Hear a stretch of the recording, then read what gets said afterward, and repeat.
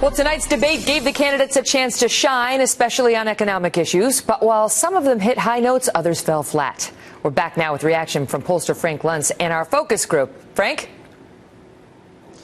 Megyn, a month ago, we showed you the highest debate moment that we have ever tested since 1996.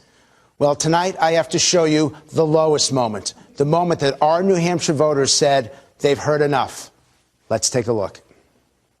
When you are faced in the last financial crisis with banks going under and people who put their life savings in there, you got to deal with it. You can't turn a blind eye to it. Now, going forward, that's one thing. If you had another financial crisis, perhaps there would be an effort to make sure that we...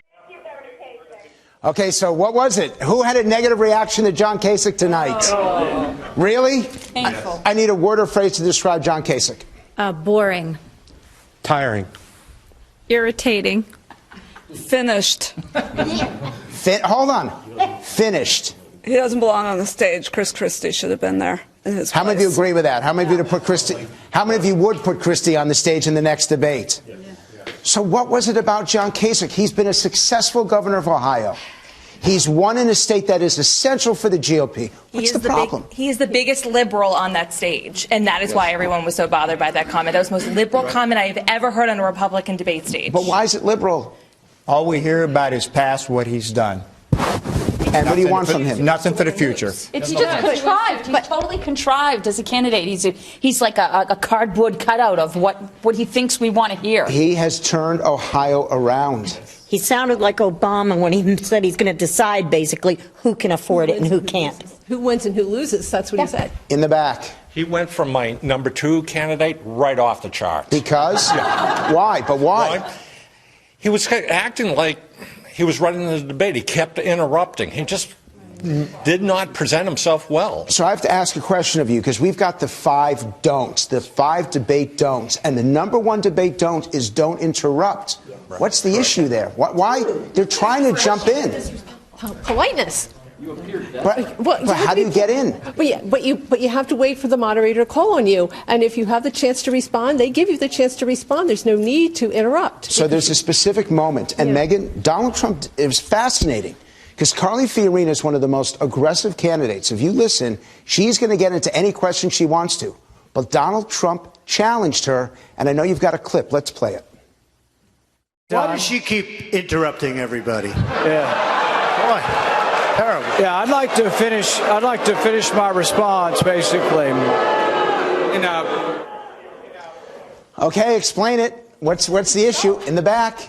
Trump has a target on her head, and if it would have been anybody else like Rubio, it wouldn't have been a big deal. But he is a target on her head, and she only interrupted one time.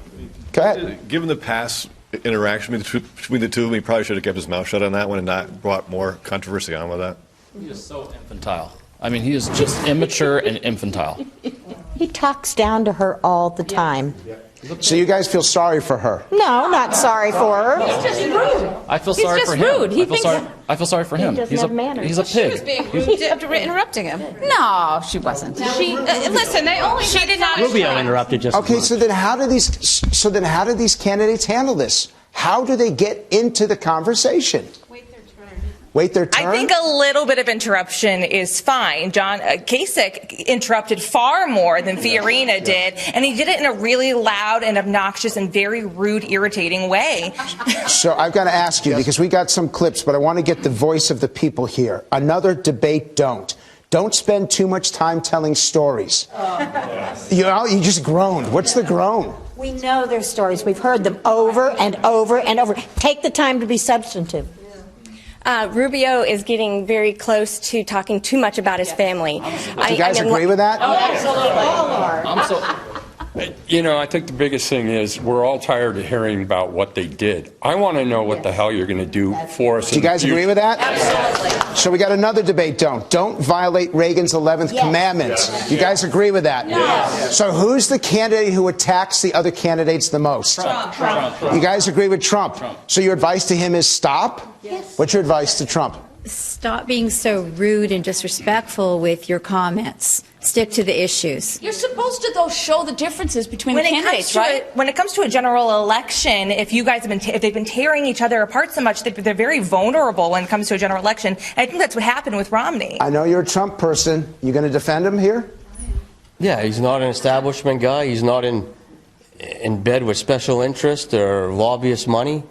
So I think that's what we need for this country. Anybody else want to defend Trump? One more. Go ahead. He's not politically correct, and that's what we need. And so it's okay for him to interrupt. Rude. There's a difference between rude and politically incorrect. Politically incorrect is calling something what it is. Being rude is calling somebody a fat pig on national television. But he didn't do that. Well, but that's the difference between rude and politically correct. So he's talking about her looks and everything else, and I mean, my advice would just drop out. I mean, I've got another debate don't. Don't forget that Hillary Clinton is the real opponent. You guys agree with that? Absolutely. So which candidate of them all is most likely to take the case to Hillary Clinton? Ted Cruz. Why? The guy overall covers every aspect of what we're looking for in a candidate, and he addresses it all.